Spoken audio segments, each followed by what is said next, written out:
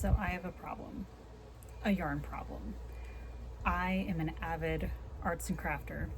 I absolutely love crocheting and knitting, and I have a large collection so far already of sweaters, blankets, hats, mittens, scarves, shawls, you name it. I've probably made it. And I thought that I would take the time today to share with you what I've made and do a little bit of a show and tell, because I have so many things and I post about them like occasionally, or they'll be in the background, but rarely have I really showcased my work except for on my website. So I figured today was a beautiful day to showcase the yarn problem that I have.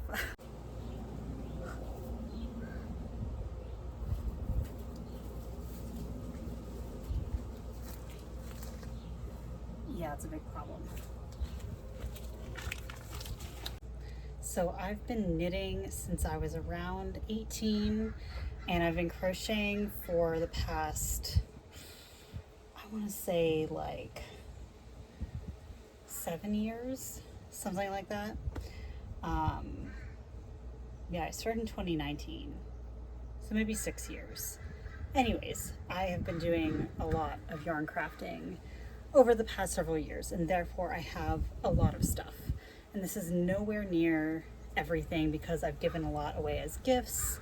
I've left some things in my move, and this is just what I have in the house with me. So I'm gonna go through some of the smaller items first and then do the blankets or the biggest projects for last. So first, let's do gloves and mittens. I also have a bunch of hats, yet I don't know where any of them are. So some of these are kind of matching sets and some aren't. But these were the first, no, excuse me. These were the first gloves that I made. And they're kind of a combo glove mitten, which is like really handy and fun. So they look like this in glove form. And then you can flip that up and you got yourself a mitten. And I basically followed a pattern that wasn't exactly what I wanted, and I somehow learned how to do this by just trying, by just like going for it. And the reason why was because my friend was going to Ukraine and he really likes that type of like style of glove. And so I made these for him before he went, and I really want to remake him some, but these ones are really soft. I forget which yarn I used. I think it was like the Karen Cloud Cake for these. Look like that, and then they flip up like the other ones. And this one I just have like a little thing that you can tie down. So there are those. And then I have some classic mittens that I made a while ago, and these match with a scarf that I'll show in just a moment. So just your classic mitten in Halloween colors, of course. And I made a scarf, except for the gloves, or the mittens, excuse me, are crocheted and the scarf is knitted. So this is the scarf. It's very long, it's very thick, and perfect for the fall and winter. So the fun thing about this scarf is that there are two different stitches that I used. So the kind of orange part, the flat part, I think that's called stockinette. It's just basically like knit on one side, purl on the other. And then this black is the Irish moss stitch, and you can kind of see the stitch definition there. Since we're on the topic of scarves, I'm gonna do my two shawls next. So this is the first shawl that I made, and I started it actually when I was living in Portland for like around a month. I got the yarn from a local knitting store here. It's called Starlight Knitting Society, local in Southeast Portland. And then I finished it at some point back when I was living back in Virginia again. So this is what the shawl looks like. I forget the pattern name. I'll list it below. But I really love the kind of like faded pink and purpley browns that are in it. And this is what it looks like on. Actually kind of goes well with my outfit today, but it's quite warm. So there's that shawl. And then I have this one, which I made, I think last year. And it is this beautiful autumnal fiery colored shawl. And I used 2 different colors of yarn for this. So the main type is the orange part, and then the like edging is a different yarn. It's more, I think it's called like fall leaves or something. I'll also list what I used for this one down below. But this one is probably my favorite of the 2, partially because I love tassels and I didn't add tassels to the other one, and also because like the fall kind of fiery colors are definitely more my vibe for most of the year. For spring and stuff, I really like pink and brown, but like for fall and winter and such, I like to be like very warm. So this is, oops, what this one looks like.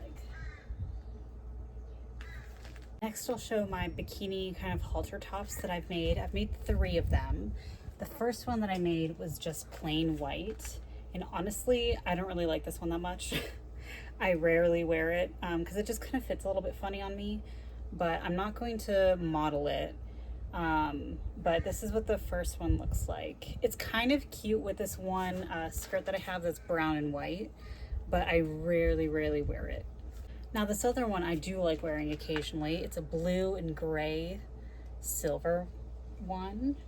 I think it's super cute. It's very lightweight and it's a little bit big on me, but it works. I just kind of have to be careful or else I'm going to fall out for sure. And my favorite of my halter tops is absolutely my rainbow one. I made it for Pride specifically, and I never have worn it to any Pride events, but I do wear it occasionally. And my favorite part about this is the little kind of triangles with the tassels at the bottom. It just creates such a fun effect, and it looks super cute with little Daisy Dukes on. So next are all the sweaters. This is probably my favorite thing to showcase because I love to be able to wear them.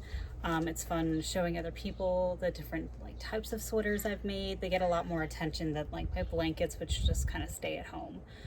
But I don't even know what order to go in, and all of them fell on the ground as I was meandering over to the backyard. So I'm gonna do the one that's on the top first, which is my rainbow coat.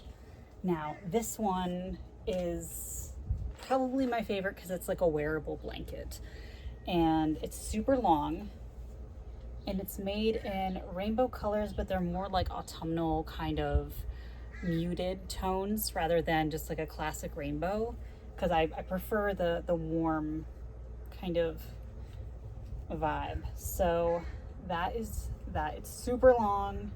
It basically goes to the floor, and the buttons I used are little brown buttons here.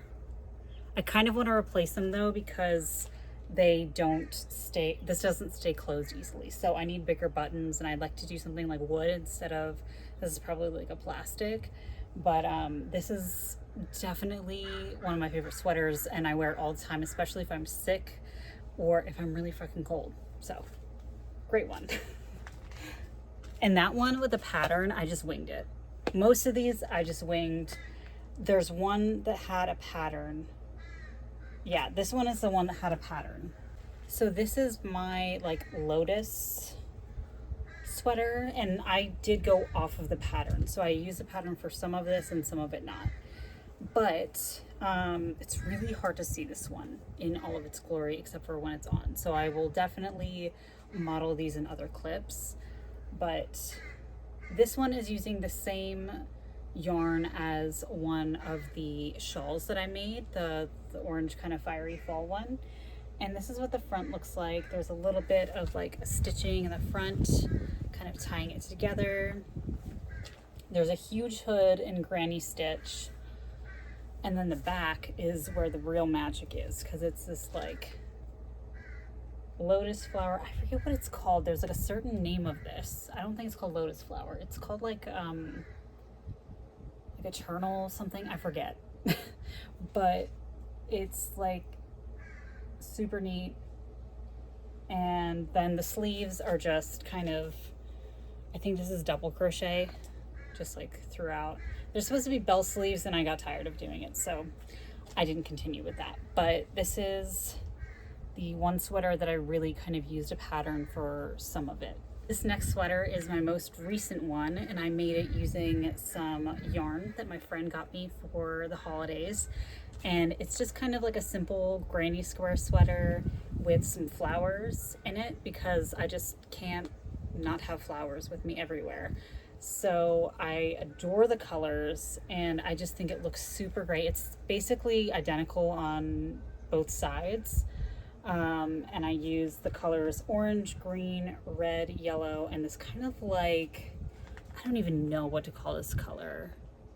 Kind of like a pumpkin bread kind of color to stitch it all together. And I get so many compliments on this sweater. Like if I wear it, I will get compliments. So it's just a people pleaser. And I'm trying to make it in another color now, or another color palette now.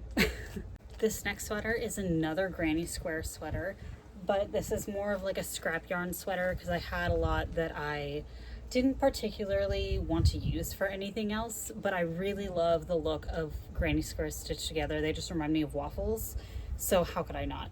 So I made this kind of like rainbow one with a color changing yarn that I had for the squares, and then I lined it all in a dark brown because I'm a big fan of browns. So, and since there's like a lot of blue tones in this, which I'm not really a fan of, I needed to blend it with something warm.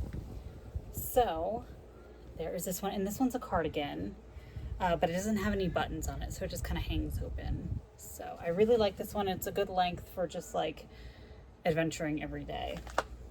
And here is my last sweater that I have here with me. This is my Halloween heart sweater.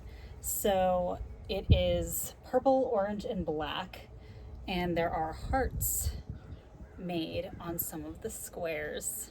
And this was using, God, what was it even called? It's not Intarsia. I'm totally forgetting the name, but there's a style of crocheting that you do. Maybe it was like mosaic crocheting. I'm totally blanking. Anyways, this is my Halloween sweater, and I kind of based it off of the Harry Styles sweater, but I also hate using patterns because I get bored, unless it's with something more intricate like a doily or shawl. So with this sweater, I just kind of like looked at some of the Harry Styles sweater examples and went off of that and made it my own. So it's a cardigan, and the buttons are black and white, and the trim is in purple and orange, and I just freaking love it. It's really warm, it's really nice. It's kind of like a wearable blanket, but it's not as long as my rainbow coat, so it's a little bit more practical. And now I've saved the best for last, which are my blankets. Now, I've been making blankets for a while, and this is not all the blankets that I've made. My mom has one that is a sunflower blanket that I made for myself, actually based off of Van Gogh's sunflowers. But I do have something reminiscent of that in a blanket that I made for my really good friend. So that's going to be the last piece because it's the most impressive one by far. Though it is under construction because I have to make a few repairs to it, but still it's quite beautiful. But let me show you the first blanket that I ever made. And I made it during the pandemic, and I think I finished it during the pandemic too. And the height of like lockdown was when I made this blanket.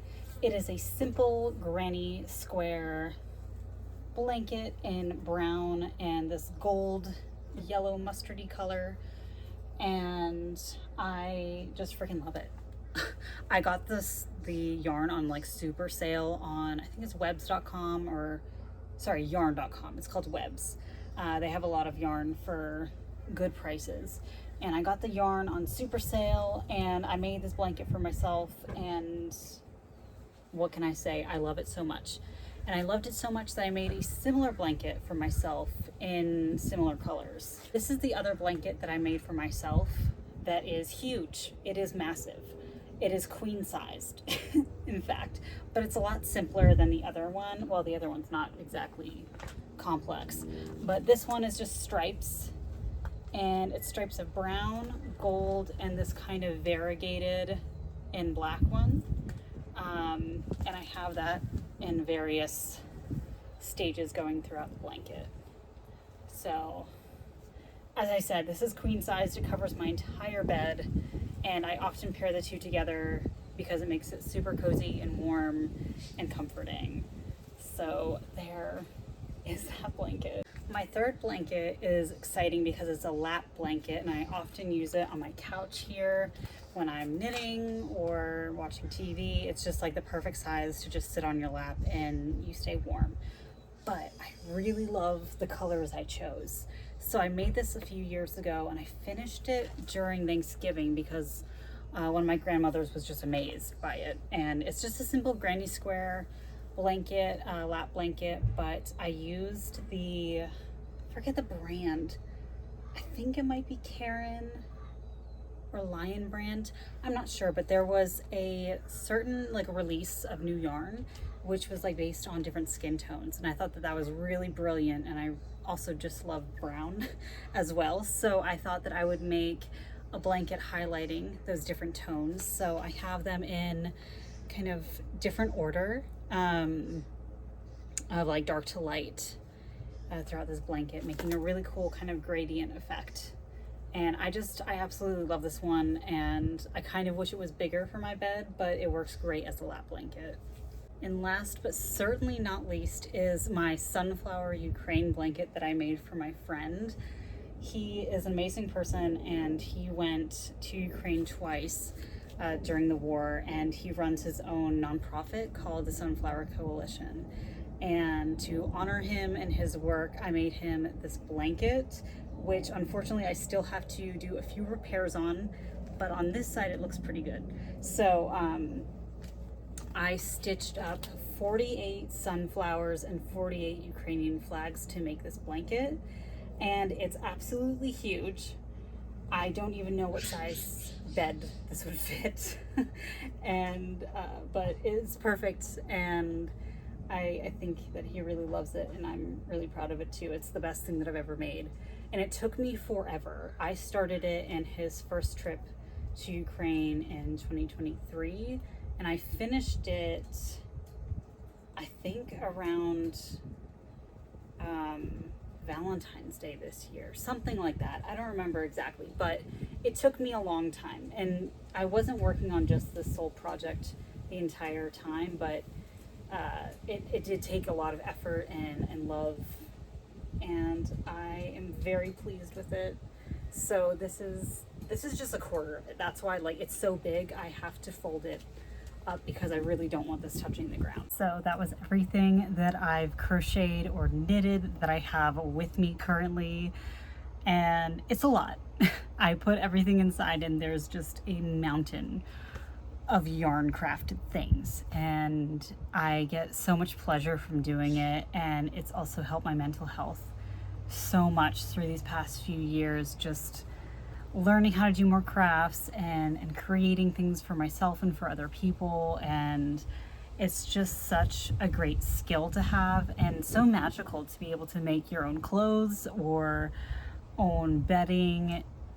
Really, any accessory that you could ever want, you can learn and make through yarn crafting. And it's also really a testament to sticking with something and committing and really putting your all into learning different crafts. And I'm still like what I would consider a beginner. Like, I have a lot of things to learn. I have a lot of things that I want to make and experience. So I'm not coming out here being like, wow, I've made so many things, I'm so amazing. It's more like, it's amazing how much I've made and how far I've come over the past several years. And that's really exciting, because I remember when I was younger, I was in a very abusive marriage. I experienced domestic violence, and I remember I was making this striped knit scarf, and I turned to my ex-husband and I was like, do you think that I'm good at this? And do you think that I'll ever be like really good at this? And he didn't really answer. He was just like, and that kind of killed me inside. And while it also really hurt, it also really pushed me to learn and to experiment and to grow. And therefore, that's why I have so many different blankets and quilts and sweaters and gloves. And I just, if there's something that I don't even know how to do, I'm like, I'm going to learn it. And that's kind of how I try to approach different types of arts and crafts and different things in general is, well, I might not know it now, but that doesn't mean that I won't know it tomorrow. And you can learn a little bit of something new each day. And that's just kind of like what I like to live by and what I like to push myself towards. So thank you so much for watching. I hope that you have a wonderful day, and I hope to make more artsy videos in the future.